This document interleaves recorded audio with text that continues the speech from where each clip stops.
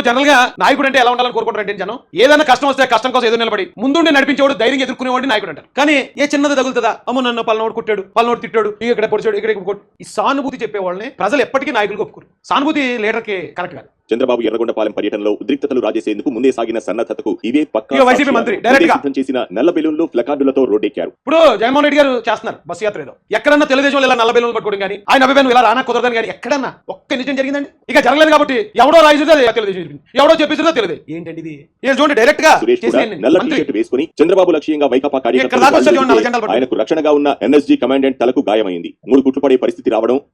ఇక్కడ చూడండి ఎంత పెద్ద దెబ్బ తగిలింది దీనికి. మా వెల్లంపల్లిలాగా ఎంత చిన్న దెబ్బ కింద పెద్ద కట్టుకుని వెనకాల సాడ్ మ్యూజిక్ వేసుకుని ఏమైనా ఎక్స్ట్రా ఏమైనా ఇచ్చేసారు వీళ్ళు. ఒకవేళ ఈ రాయి ఈయన ఉన్నాడు కాబట్టి ఇది తగిలింది, లేదా చంద్రబాబు నాయుడు గారికి తగులు, లేదా రాళ్ళు ఇస్తున్నప్పుడు ఎక్కడనే చిన్న గీత పెట్టుకున్నా లేదా రాయి ఎక్కడ తగిలింది అక్కడ తగిలిందని ఈయన మంచమే పడుకుని డ్రామా ఎప్పుడైనా చేశాడా? ఎందుకంటే సానుభూతి ఎంతకాలం అది? ఎంతకాలం ఇంకా లాడుకుంటాడు నాకు ఓటేయండి, ఈడి చంపాడు నాకు ఓటేయండి, ఎంతకాలం ఇలా ఓట్లాడుకోవటం?